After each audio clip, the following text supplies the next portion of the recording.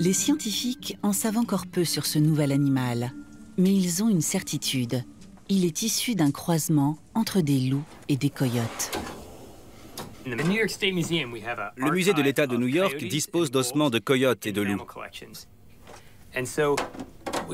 On constate des différences quand on les examine.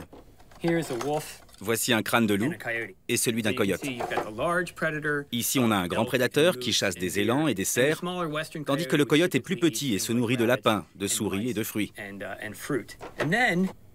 Entre les deux, il y a le coy-loup. Il est beaucoup plus grand qu'un coyote, mais il reste plus petit qu'un loup. On a longtemps cru que c'était simplement un gros coyote. Quand on compare les deux crânes, on voit que le sien est beaucoup plus large. Il lui permet d'avoir plus de muscles reliés à la mâchoire inférieure, et grâce à eux, il peut attaquer des proies plus imposantes, comme des cerfs.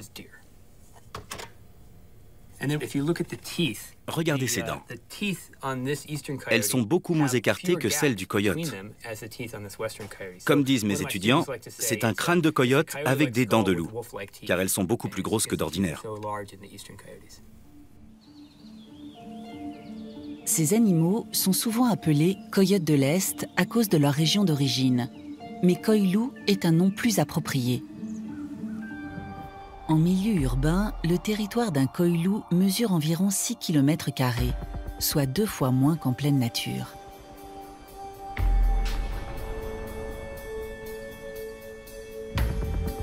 Le mâle de Cherry Beach est habitué à voir des hommes. Ils attisent plus sa curiosité que sa peur, et il lui arrive même de s'aventurer dans le quartier résidentiel voisin. Les chercheurs ont remarqué que ces animaux avaient tous des personnalités bien distinctes, et face aux hommes, ils réagissent tous différemment.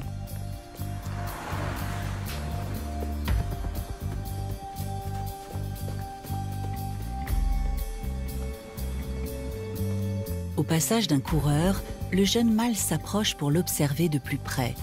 Il associe sans doute la course à l'idée de récompense et de nourriture.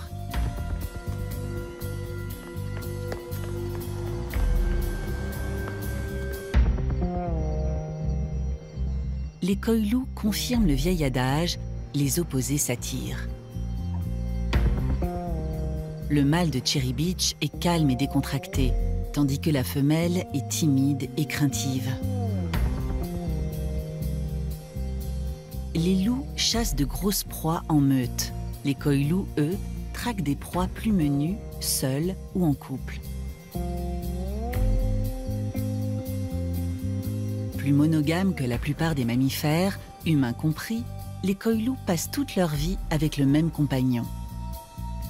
Ces jeunes tourtereaux sont sur le point de devenir parents. Bientôt, la femelle se retirera dans la tanière pour mettre bas. Pendant ce temps, le mâle devra nourrir la famille seul.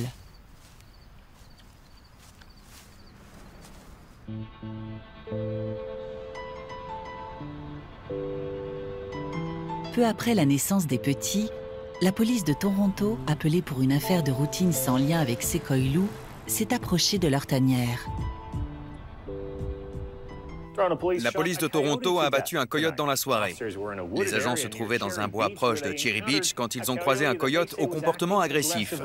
L'animal n'a blessé aucun agent, mais il avait été signalé à plusieurs reprises et la police avait recommandé aux habitants du quartier de garder un œil sur les enfants et leurs chiens lorsqu'ils jouaient dehors. Les policiers ignoraient que ce jeune père n'avait pas le choix. Il fallait qu'il reste à proximité de sa tanière. Ils l'ont abattu alors qu'il cherchait à la protéger. En mettant un terme à sa vie, ils ont aussi mis en danger celle de toute sa famille.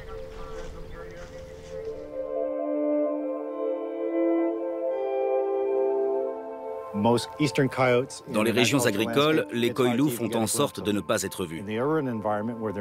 Mais en milieu urbain, il est rare qu'on les chasse. Et l'activité humaine est si intense qu'ils sont obligés de se familiariser avec les hommes. Il faut qu'ils soient relativement à l'aise en leur présence. Sans cela, ils ne fermeraient jamais l'œil. Après des années passées à nous épier, ils savent déchiffrer nos comportements et surgissent quand nous avons le dos tourné. Vigilants et constamment sur leur garde, ils ont appris à se déplacer dans notre monde sans se faire voir. ils repèrent tout ce qui n'est pas à sa place sur leur territoire, un talent qu'ils ont hérité de leurs ancêtres, les coyotes.